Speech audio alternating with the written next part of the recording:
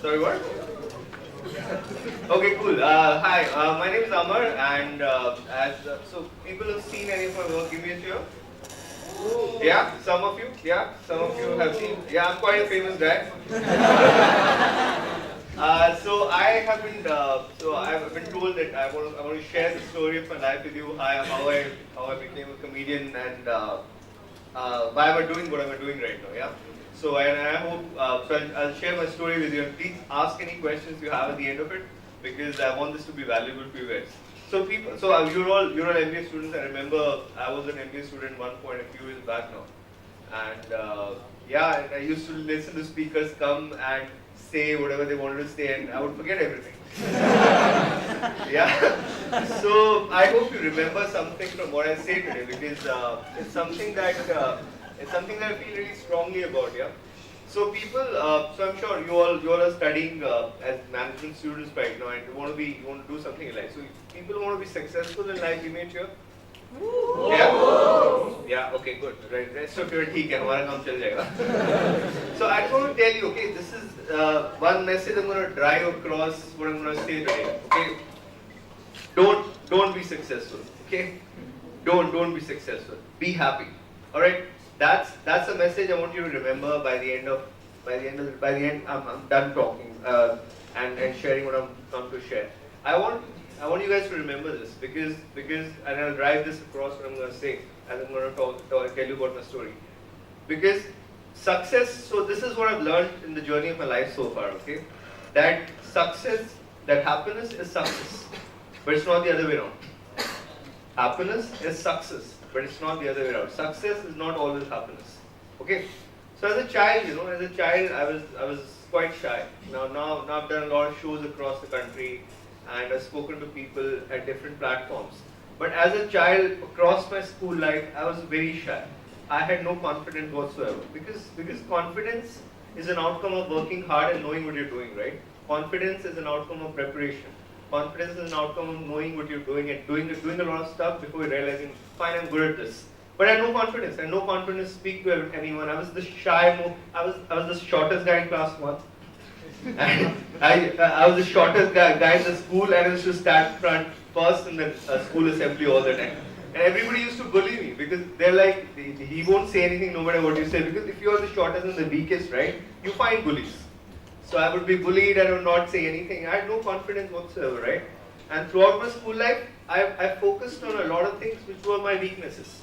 Yeah? Because the way the society is structured, somehow, not just in schools and colleges, but also in corporate life, you're somehow told to focus on what you're not good at, right?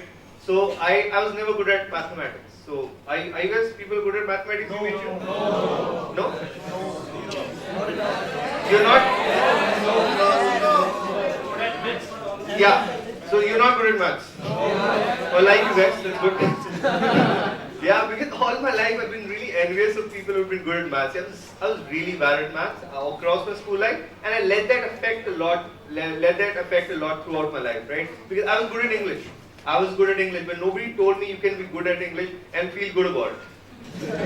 Right? And people always told me that I got zeros in maths one after another. In ninth, I flunked in first term, second term, and almost I just survived one class because I cleared in the final term. But mathematics affected me throughout my school life, right? Like my maths teacher was quite a voyeur, right? He's quite a voyeur. Like I once got a zero in my class, and whoever got a zero, they made them take their shirt off and roam around the school. I like, that's fine, but how does it make you better in mathematics? That is kind of stupid, right? So that was jokes apart. The thing is, if you keep focusing on what you're not good at, right, your confidence will get affected, right? Your confidence, and that affected me later in life as well. So I was good in school. At one point there was a essay writing competition, and I'll bring that up later also. There was an essay writing competition. I was in standard 8 to standard 9, and it was on the spot essay writing competitions between standard 8 to standard 12, and I was in 8th or 9th, right? Out of nowhere, I stood first. out of nowhere, I had no idea what I was good at. I would never speak to anyone. And the best students in the class would discuss, what did you write, what did you write, like everybody would discuss, right? And girls are discussing with the best guys in the class, okay, what did you write? So what did you write? मैंने तो ये लिखा, तू जीतेगा. Right? So and that happened, and I didn't even say anything. And out of nowhere, I won, right? And and nobody discussed that, right? Nobody brought that up, that you won, and there's something in there, right? Maybe this is something you're supposed to do. And that just went like nowhere, that incident in my life.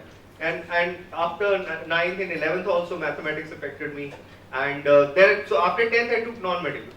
After 10th, I took non-medical because everybody was taking non-medical.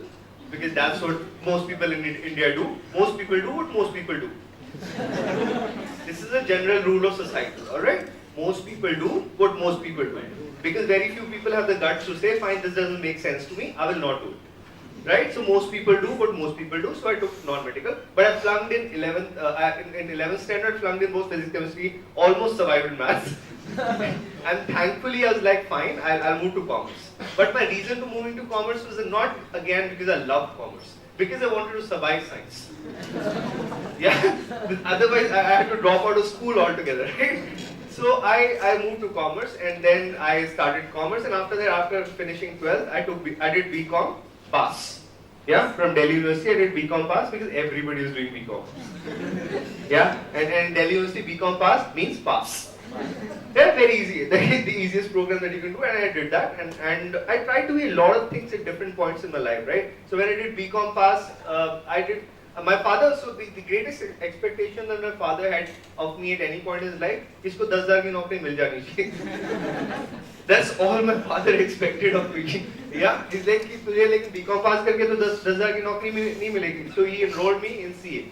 So with BCom pass, I started doing chartered economics because BCom pass is easy course. How can you just enjoy yourself just like that?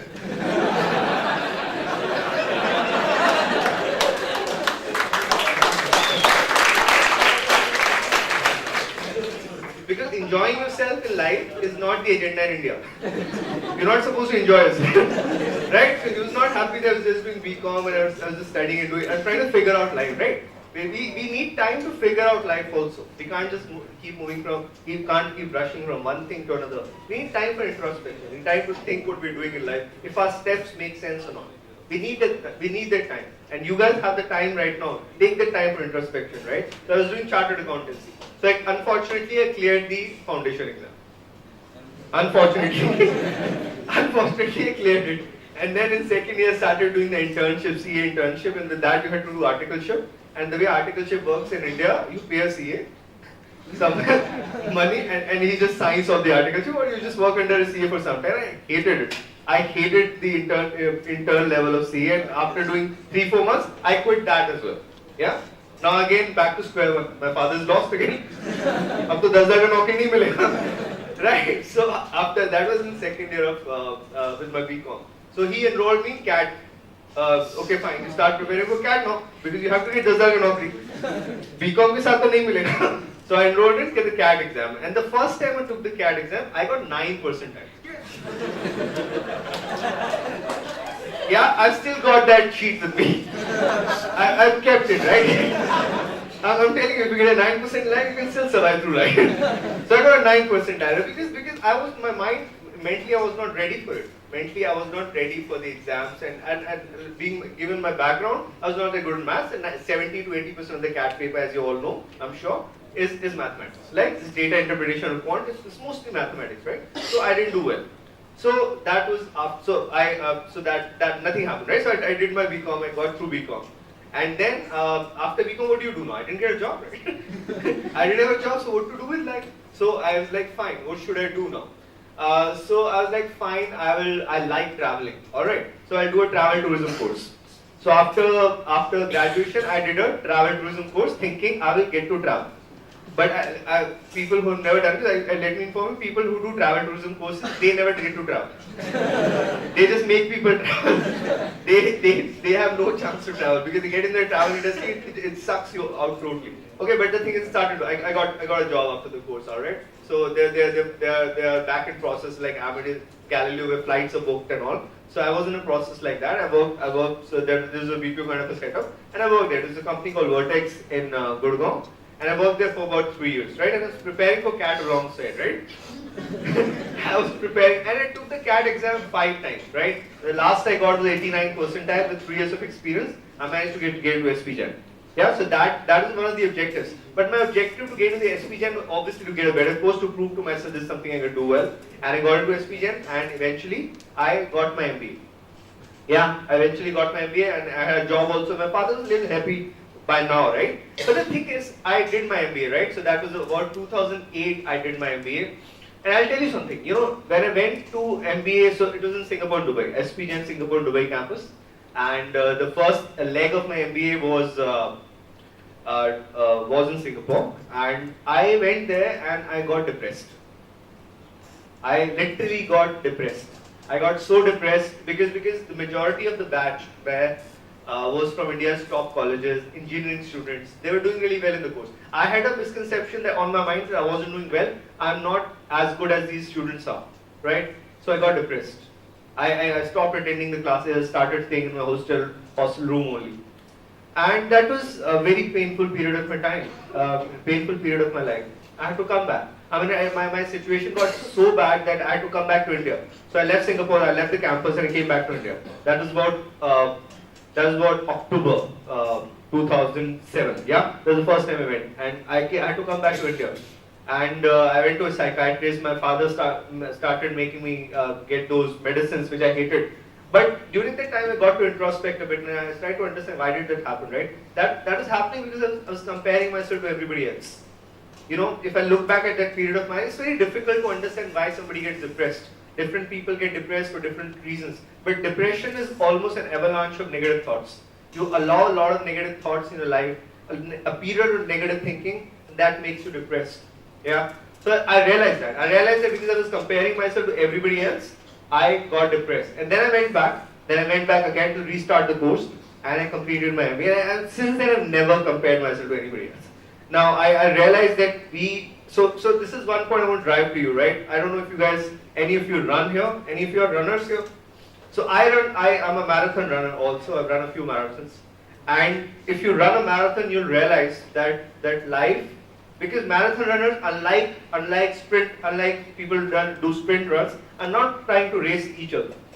Marathon runners are just running at their own speed. Marathon runners are running at their own speed. They understand their rhythm, they understand how tired they are. They're running at their own speed. So life is not a sprint, it's a marathon.